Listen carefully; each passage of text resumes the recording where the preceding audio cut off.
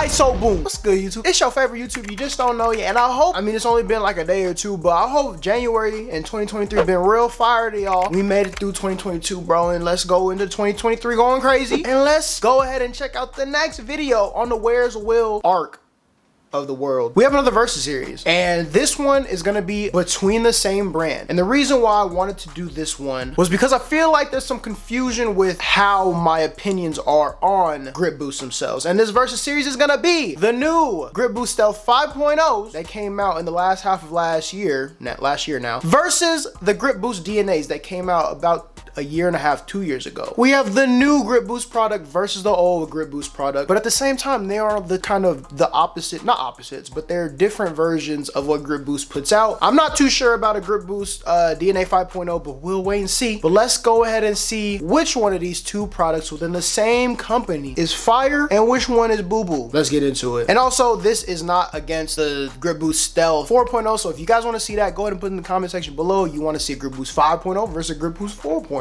And if my eyes are red, it's cause I just got out of the shower. Y'all ever take showers and yo, did I just fog up the camera, bro? Anyways, so first and foremost, we're gonna break this into 3 compartments and we're gonna see which one wins out of the 3. And y'all know the deal, bro. It's a new year, but we ain't never changed, bro. Getting into grip.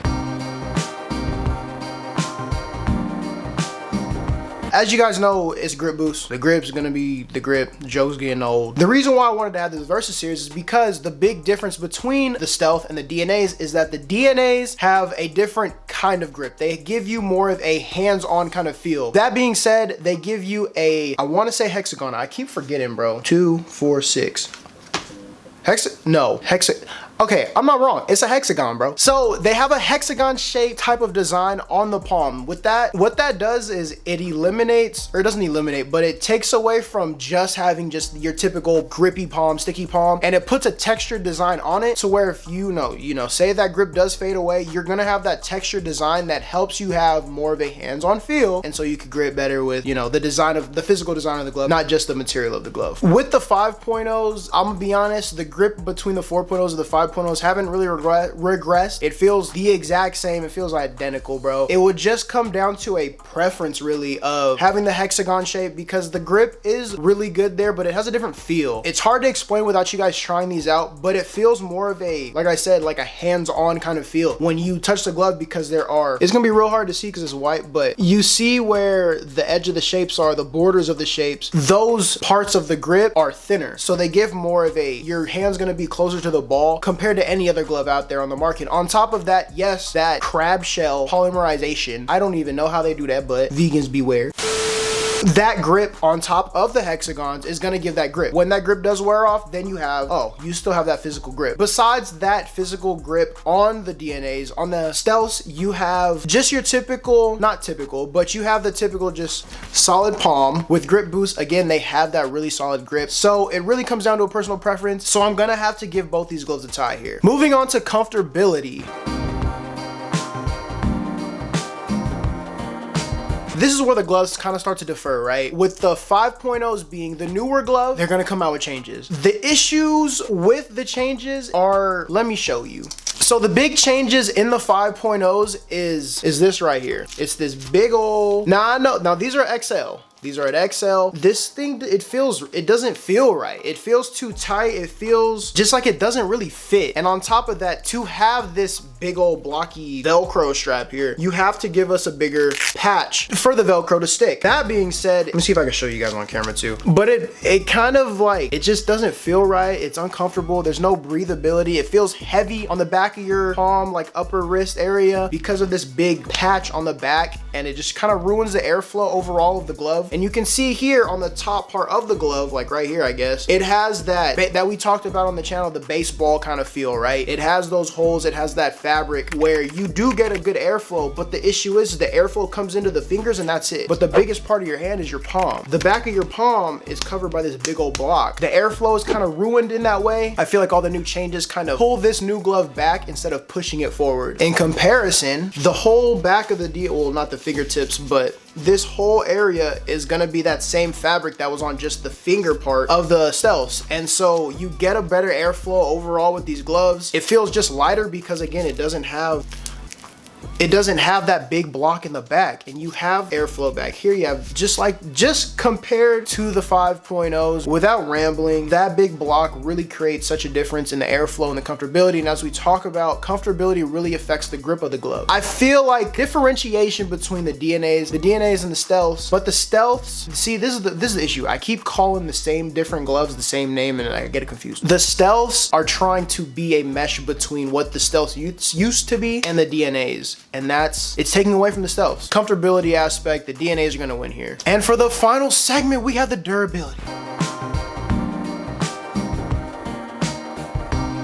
And I know there's always an issue with the durability aspect because yes, the stealths have been out I've had them for like months now. The DNAs I've had for probably a year or years now. 2 different longevities in how long I've been using them, etc, etc. I already have stuff that I could talk about. And so again, with the grip, not much of a regression between either grip, because with the DNAs, besides having that great polymerization on the palm, you have the different texture, and the stealths, you just have that polymerization all over the palm. And again, we know Grip Boost got the grip. But where the issue is with these new Stealth 5.0, we have stitching issues on these Stealth 5.0s. And with these stitching issues, again, weak points in a glove, we have those issues, and these gloves have been used, again, I've had them for like a month. And the difference here is the stealths. What I'm talking about is the stealth.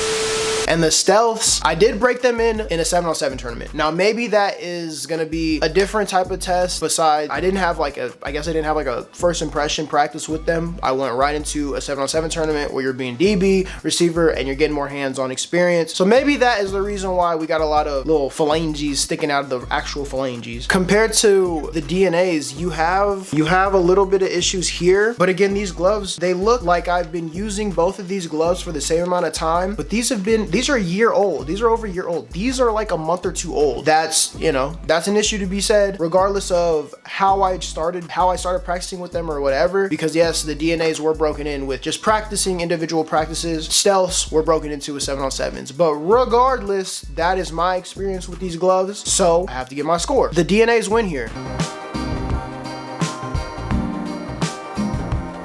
Hopefully you guys enjoyed that versus series. The reason why I wanted to make this video is, like I said, to reiterate in the beginning of the video, I feel like there's a lot of confusion with my opinions on the Grip Boost. Now, you can't go wrong with any of these gloves. If I would suggest between these 2 gloves, I would say the DNAs. Not a huge fan of the Stealth 5.0s, but again, my opinion is different on the 4.0s. And if you guys want to see the 4.0s versus 5.0s, let me know. We can get that video rolling. You can't really go wrong with any of these gloves. If you asked me, hey, I'm looking for a pair of gloves, yada, yada, yada, and you were thinking of getting the Stealth 5.0s, I would say there's a lot of worse options that you could get. So the Stealth 5.0s is a great option. Grip Boost as a brand is a great option just for the simple fact that they have some of the best stick in the game right now. Again, you can't go wrong with picking any of their gloves. It just really comes down to what a personal preference is. Now, I come from a perspective of, I test out all these gloves and I give you my personal opinion on these gloves. Just someone that wants a pair of gloves for the season, you'll be fine with the 5.0s. There's very few gloves out there that you have 0 issues with. You